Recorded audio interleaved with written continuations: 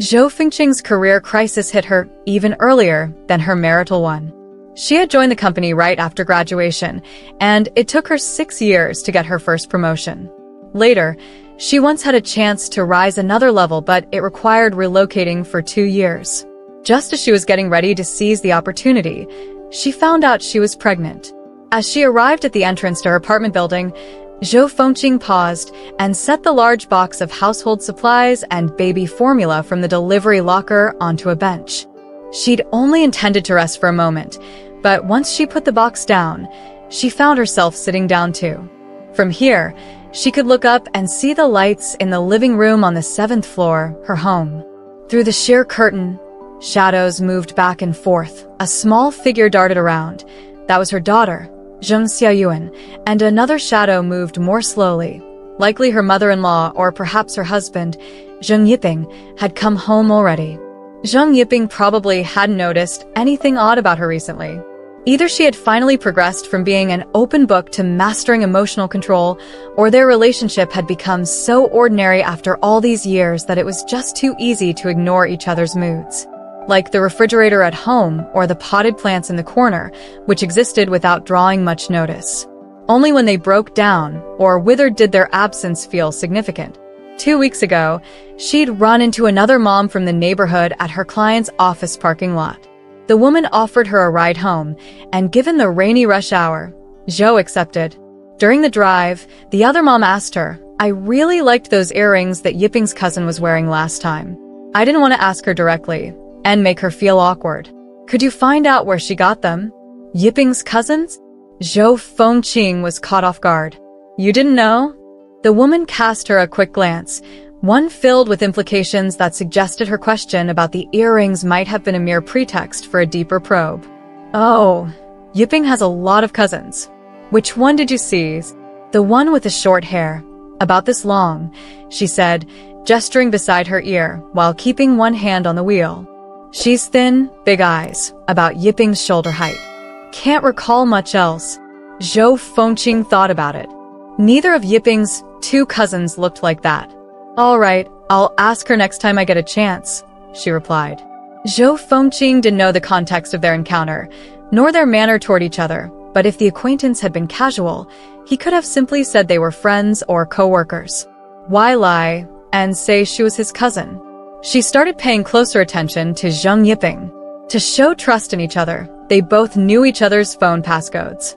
But out of respect for privacy, they had rarely, if ever, actually gone through one another's phones. But that weekend, while Zheng Yiping was in the shower, she finally opened his WeChat. That moment made her feel sad. Even before reading a single word, she was already steeped in sadness. Dusk had begun to settle. It was dinner time for most families, and the usual bustle of exercising seniors and shouting kids had yet to fill the neighborhood. The area was unusually quiet.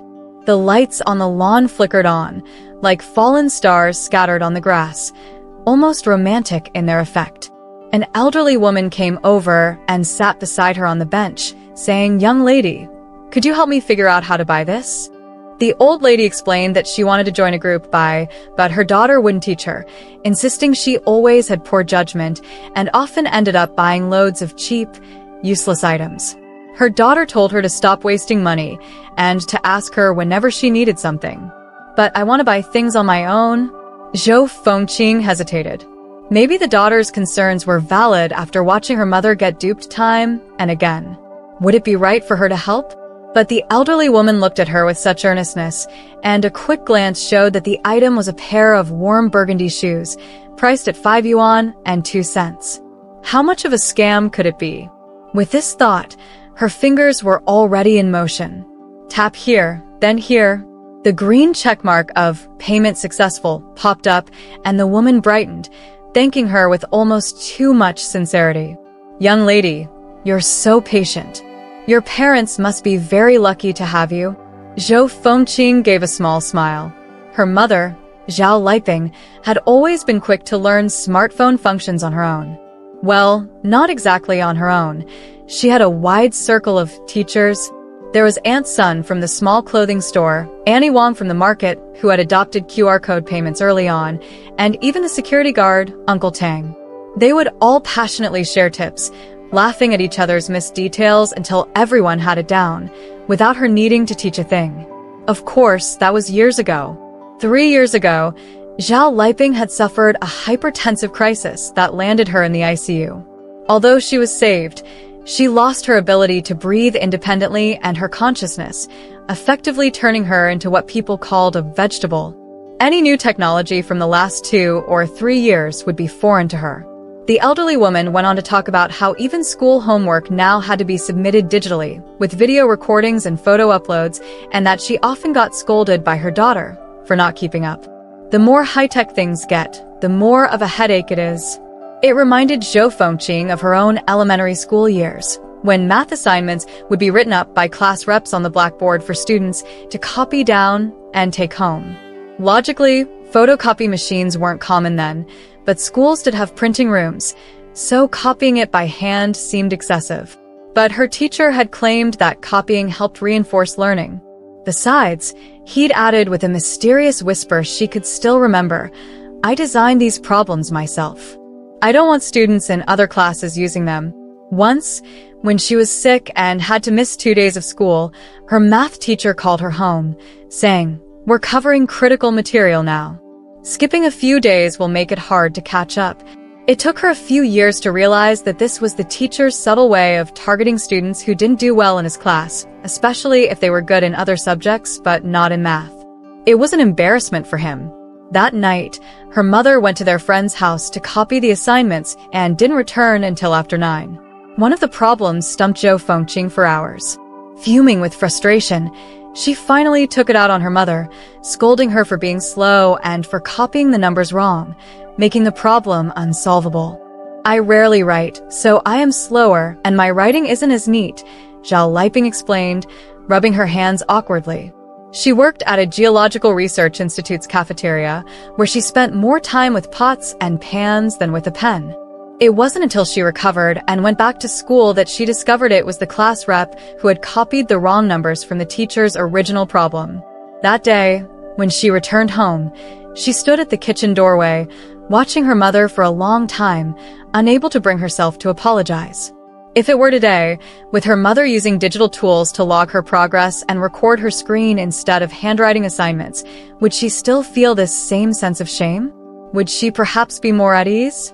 But that chance was gone. After her daughter, Zheng Xiaoyuan, was born, her mother came to help for a while. Later, her father, Zhou Yuanxian, retired and settled at home, no longer traveling for geological surveys. Having spent much of their lives apart, they couldn't bear to be separated again just for the sake of looking after a grandchild.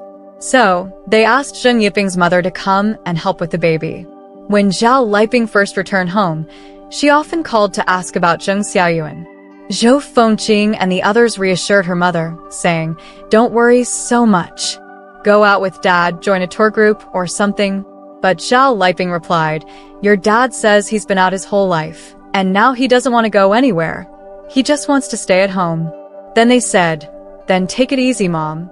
When Dad was away, you took care of everything by yourself, and then you looked after Xiaoyuan too. You deserve a good rest."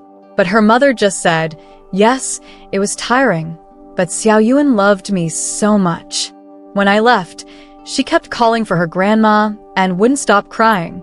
Now she doesn't even stand in front of the video call for long." And she was right. Children are both sincere and fickle creatures. When you care for them and accompany them, they have an endless attachment to you. But that attachment easily transfers to the next person who offers them care, especially in those early years when everything you do can slip away like water, leaving no trace behind. Zhou Fengqing felt a bit guilty. Yes, caring for a newborn is exhausting, but they had already let her mother do it for nearly 2 years. Even if her mother wanted to exchange that effort for her grandchild's love and closeness, however fleeting, shouldn't that be allowed? Yet they still had Zhao Liping return home and asked Zheng Yiping's mother to take over. They genuinely wanted Zhao Liping and Zhou Yuanxian to make up for lost time together, but they also had other considerations. Zheng Yiping's mother had 30 years of experience as a primary school teacher, making her more skilled in guiding a child's education and habits than Zhao Liping.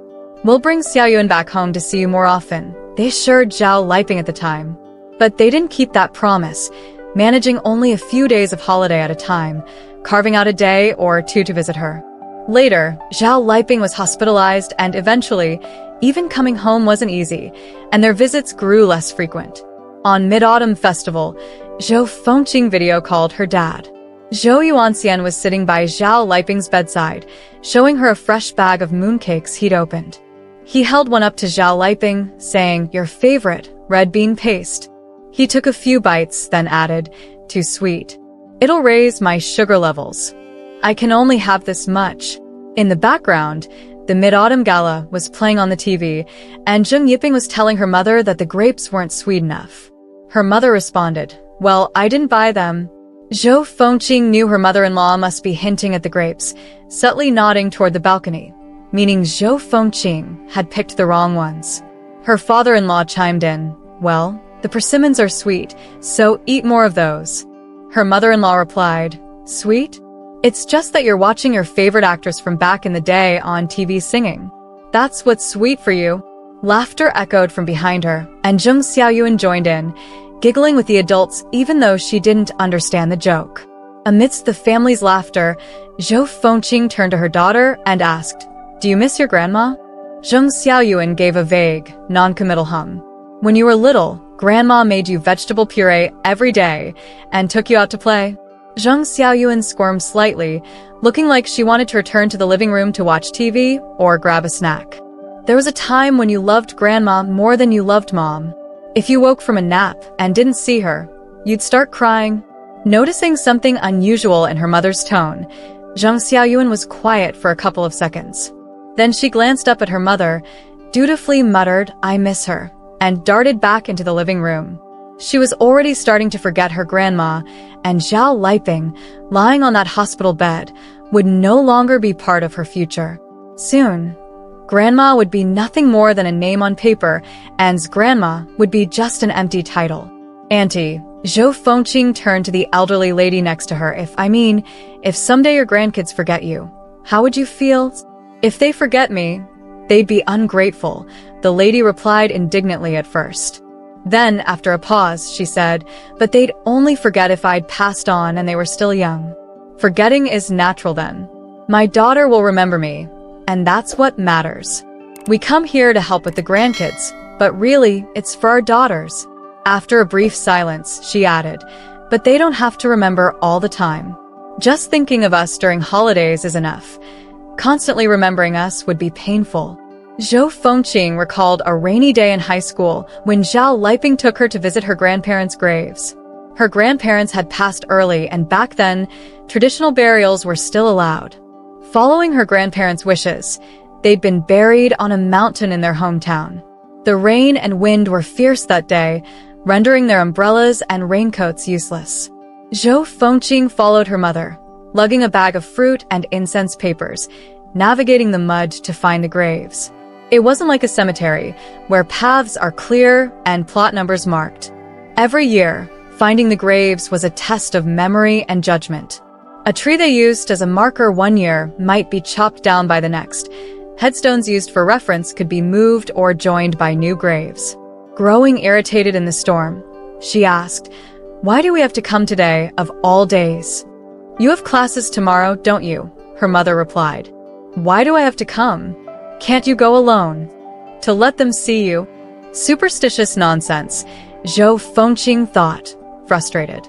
If the wind and rain weren't so intense, she might have argued with her mother right then.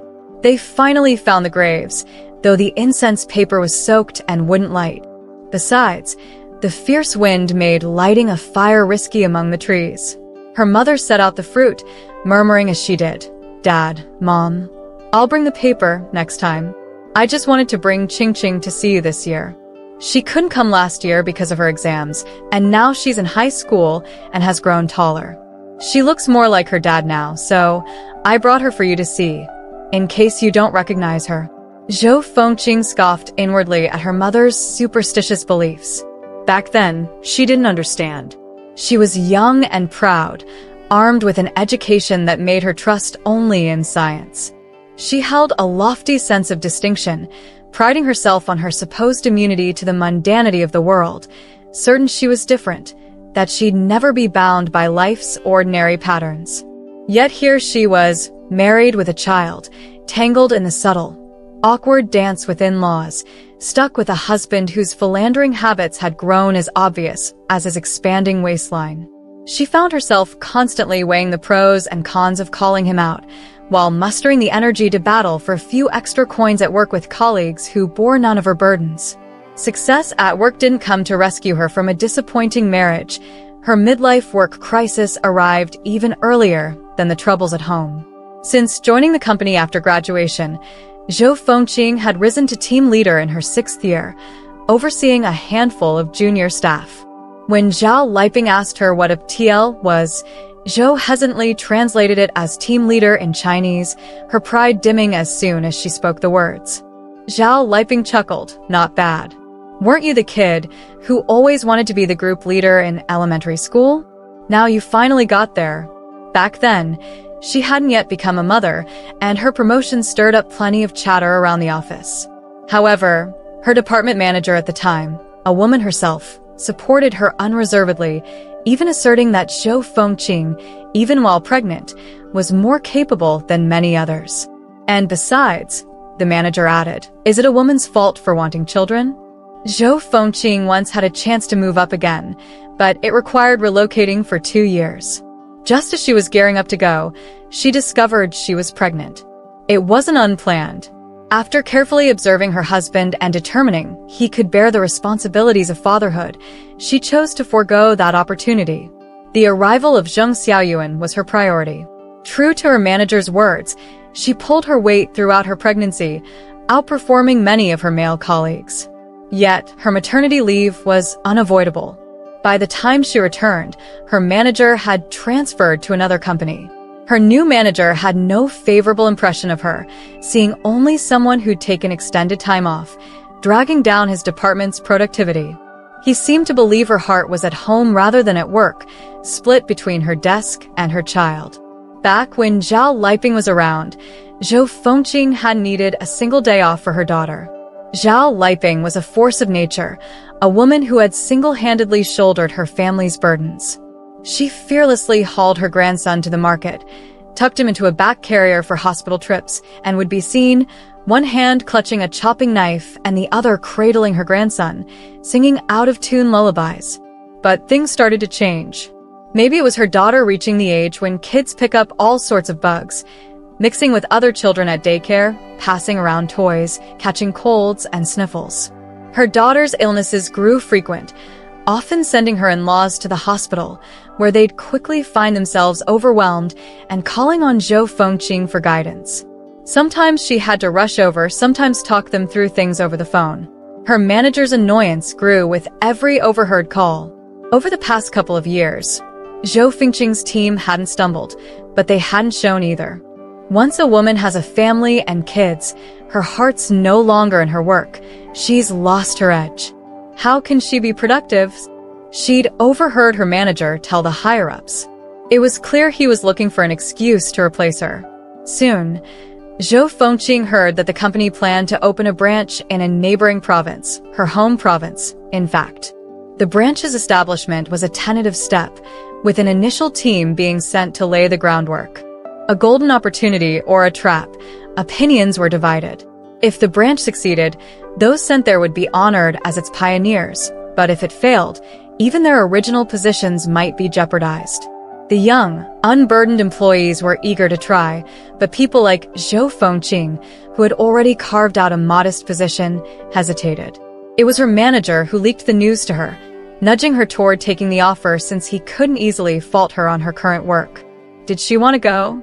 Yes, she did. If this opportunity had come a few years ago, before she'd had a family, she would have leaped at it. The thrill of opening up a new market, starting from scratch, that would have captivated her. Now, she still felt that desire stirring. She had mentioned it to Zheng Yiping after hearing about it. He looked at her with surprise. If you go, what about our daughter? What about me? That was her hesitation. 2. Would prolonged separation strain their marriage? Although Zheng Yiping's recent actions had shown her that their marriage had already lost its warmth, with or without distance. But her daughter, Zheng Xiaoyuan, waited for her every night to help her bathe, refusing her grandmother's assistance. Her grandmother often ran the water too hot, and her hands lacked the gentle touch her mother had. And she wouldn't allow her to play with her duckling in the bath. Zheng Xiaoyuan also clung to her nightly story before bed, sometimes negotiating her way into a second one. If she left, who would coax her to sleep? I left, and she bawled her eyes out too. Didn't she? And look at her now, came her mother's voice. Zhou Fengqing jolted upright, looking around, but the only person nearby was her elderly mother, absorbed in learning to use her smartphone. Of course, it wasn't her mother, who was now miles away, detached from both Zhou Fengqing and her granddaughter. Her phone rang. It was her mother-in-law. When she picked up, it was her daughter's voice she heard. Mommy. Her mother-in-law's voice echoed distantly. Ask Mommy why she's not home yet. We're all starving.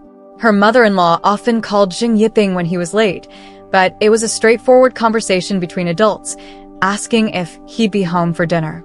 With her, though, her mother-in-law used her daughter as an intermediary, wrapping her approach in her granddaughter's voice, subtly reminding her that her absence was a dereliction of motherly duty. Normally, Zhou Fengqing would feign oblivion to the implicit guilt trip, cheerfully replying to her daughter with reassurances like, I'm almost home, honey, or Mommy has to work late tonight. Let Grandma help you with your bath. But today, she didn't want to explain, to report, or to force sweetness into her tone to cover the frustration. She simply replied, Go ahead and eat without me. Her mother-in-law replied, All right. But as the call ended, Zhou still heard her mutter, If you weren't coming back, you could have told us sooner. We cooked so much. When her husband stayed out, he was a diligent son working late, deserving of sympathy. But her late return felt like an affront to her motherly duties, a slight against her in-laws. There were simply too many things demanding her guilt. Shouldn't she feel remorse for failing to excel in both career and motherhood? For not treating her in-laws as she would her own parents? For not being the supportive wife who manages to balance it all? Zhou Fengqing was tired and disillusioned. For a moment, she wanted to ask her mother, Mom, are you tired too?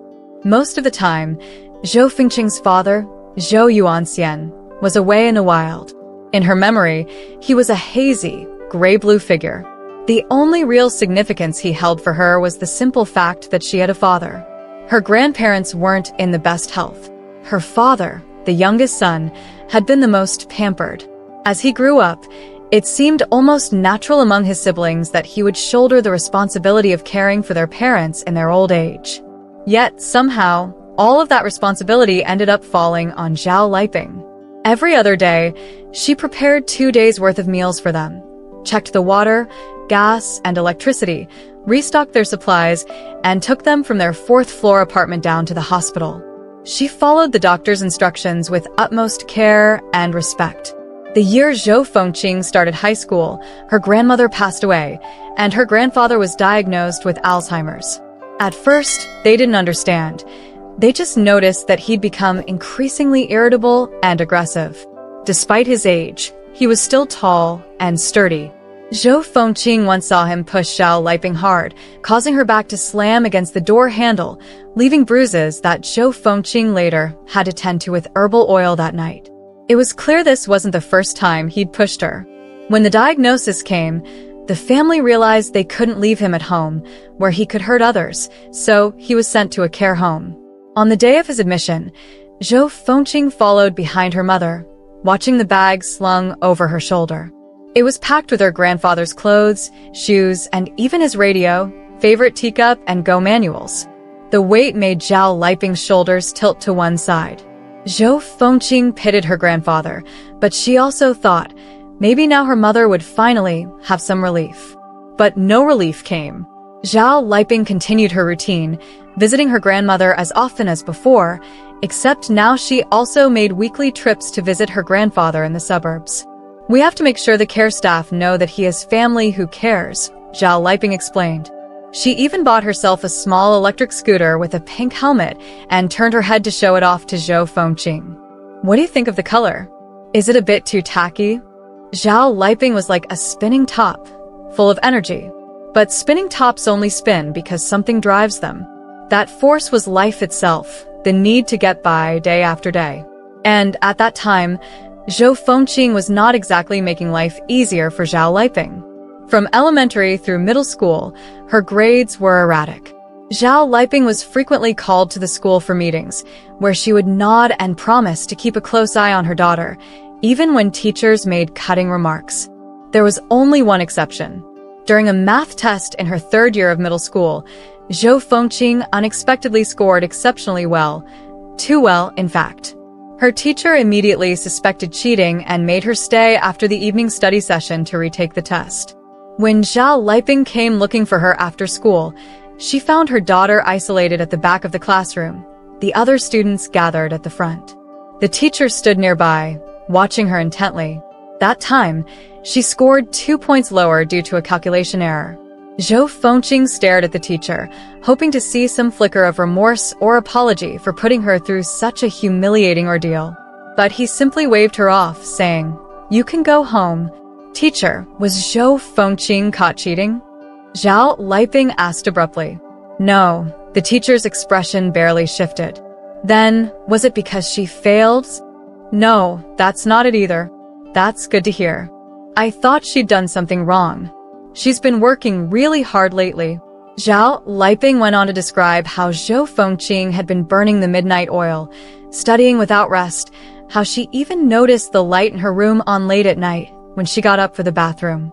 Faced with this devoted maternal account, the teacher had no choice but to admit, yes, her score was genuinely good this time. Zhou Fengqing felt a mix of satisfaction and guilt. Though she had scored well this time, she knew her improvement was mostly fueled by the fast-paced novels she devoured, one every 2 days, from the rental store near her school. Driven by guilt, she actually applied herself in her studies for the next couple of months, barely managing to pass the entrance exam for an elite high school. Only after receiving her acceptance letter did she confess to Zhao Liping that she'd been staying up late each night reading novels. Zhao Liping laughed and said, "I knew all along. You hid them behind the reference books on the third shelf. I read them too when you were out for evening study. There was one about a contract marriage. I never got to finish it. I've been dying to know how it ends." Zhou Fengqing couldn't remember which one it was. About half of those novels had contract marriages in them. That day, she took her mom to the rental shop to find that particular book. On the way, Zhao Liping warned her, "Those are just stories. Real marriage isn't a game. You have to take it seriously." "Mom, why are you talking about marriage?" 16-year-old Zhou Fengqing laughed. To her, marriage was a distant concept, something she might never even consider. She could be independent and free, just like the aunts and single women she read about in those novels, unbound by anything. The elderly woman's phone rang. It was her daughter, who shouted on the other end, "Mom, what are you throwing a tantrum for? We're waiting for you to come back and eat." The elderly woman frowned and hung up the phone. Look at how children treat their parents. When she was young and threw a tantrum, I patiently coaxed her, but now, she can't even say a kind word, the elderly woman complained. Though she knew the daughter was probably overwhelmed with work, clients, and her children's homework, Zhou Fengqing couldn't bring herself to criticize her. She simply responded nonchalantly, "When I was little, my mom had a lot to do. Sometimes when she got angry, she'd scold me, but then she'd feel guilty and buy me a little hairpin or some snacks. They often went to the same small accessory shop nearby, where the shopkeeper would smile knowingly when they arrived, asking, 'Are you two at odds again?' They also always bought snacks from the same wholesale shop." The owner knew that Zhao Liping was generous with her daughter and would always recommend the latest treats, mealy su, halai gao, and good shrimp chips. Later, that wholesale shop turned into a local chain supermarket, Zhou Fengqing continued, glancing at the elderly woman. The mention of old memories seemed to soften the elderly woman's expression, and her mood shifted from irritability to gentleness.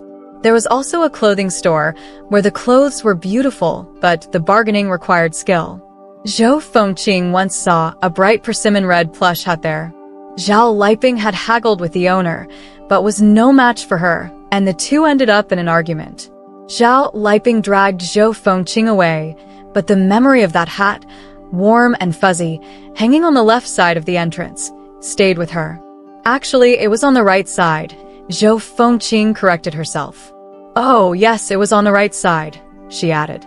Eventually, the store went out of business, and before it closed, they had a clearance sale.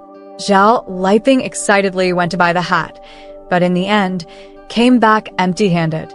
An aunt who had gone along with them told Zhou Fengqing that the shop owner refused to sell it to Zhao Liping, not letting her get a bargain. That had become a funny story they often told, but now, as a weary middle-aged woman, Zhou Fengqing suddenly realized that Zhao Liping had remembered a red hat amidst all the daily chores, the care for her elderly parents, and the never-ending cycle of work and responsibilities. It felt like a miracle, but Zhou Fengqing hadn't given her mother such a miracle. When Zhao Liping had come out of the ICU, Zhou Fengqing had asked the doctor if her mother would ever wake up. The doctor had said, perhaps a miracle will happen. She knew that in those miracle stories, there were always family members who persistently refused to give up, who continued supporting medical equipment, talking to the patient, waiting endlessly. But she was living a conventional life and was thousands of kilometers away from Zhao Liping. Her father had said, "Don't feel guilty. You should live your life. I can take care of your mother. After all, I've never contributed much to the family, and now it's time for me to make up for it." Because of her work and because of her husband, Zhou Fengqing had accepted this comfort. But now, Zhou Fengqing couldn't help but wonder. Maybe Zhao Liping's consciousness was still there, maybe she could hear them, and maybe she wanted to speak, but what could her father say to her? Could he talk about the minerals he discovered in the wild? Would that wake her up? And what could she say to him? The rainy day cemetery, the sanatorium, the wholesale shop, or the clothing store. Their memories didn't overlap at all. Suddenly, Zhou Fengqing looked up at the elderly woman. She remembered that when they had mentioned the clothing store and the hat, the elderly woman had said it was on the right side. How could she know about a small clothing store in a town far away, with a hat once displayed on the right side as you entered? Mom, was it you? Even though it seemed absurd, Zhou Fengqing asked anyway. The elderly woman smiled slyly, no longer the complaining, childlike figure from earlier. Was it you who said Xiao Yuan would eventually get used to it? Zhou Fengqing asked. It was the voice she had heard when she was unsure about going to the branch office, the voice that had said, Xiao Yuan will get used to it eventually. The elderly woman rubbed her nose, a familiar gesture, one Zhao Liping often made when she wanted to admit something but couldn't bring herself to. So, you support me going? Zhou Fengqing asked again. The elderly woman looked at her softly, but didn't answer. Yes, Zhao Liping would never answer for her. Zhao Liping never interfered with her life, never placed expectations on her, and never criticized her for disappointing her. When Zhou Fengqing had decided to stay in the city for university, Zhao Liping had asked, is it your choice? Or does Zheng Yiping want to stay? Zhou Fengqing had said, it's my decision. I found a job.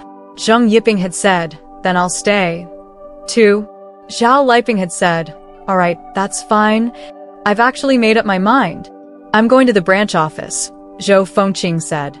And I'm going to divorce Zheng Yiping. The elderly woman didn't respond immediately. After a few seconds of silence, she looked at her in surprise. What did you say? It was still the same elderly woman who was so focused on figuring out her phone. Nothing. Zhou Fengqing smiled. It was just an illusion, but if Zhao Liping were really here, she probably would have supported her just like this. You stay for a while longer. I need to go home. Zhou Fengqing stood up. Back in high school, she had once been kissed on the cheek by a crazed vagrant who had grabbed her face from behind on her way home from school. At the time, she had frozen in place, stunned. It wasn't until she got home that she reacted, gritting her teeth as she scrubbed her face, using up half a tube of facial cleanser in 3 days until her skin was raw.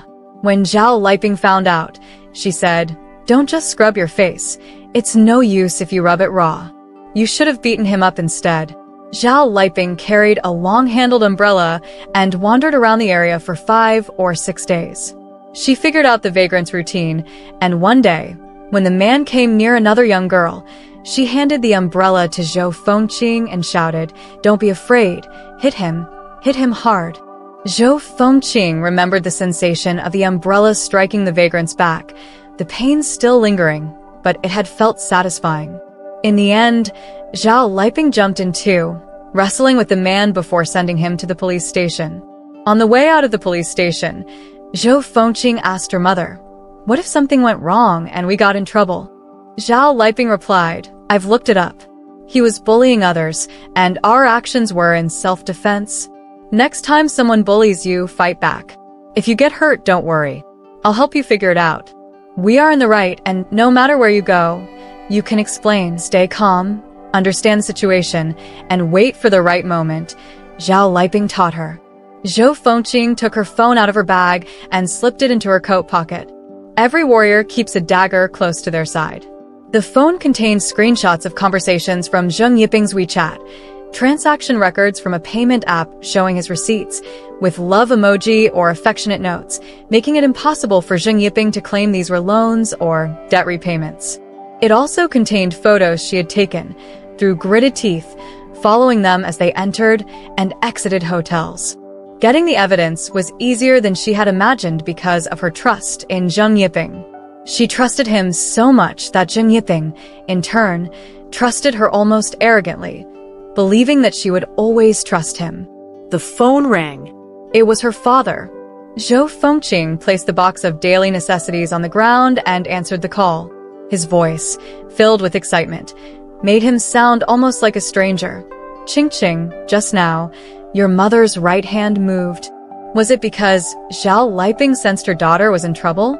Although her daughter was no longer the little girl who used to cry while scrubbing her face in the bathroom, Zhao Liping still couldn't let go. She wanted to be there with her. Zhou Fengqing smiled and said, "Dad, tell Mom I'll be back soon." She was going to face it, to fight back. She was going to go to a place closer to home and chat with Zhao Liping.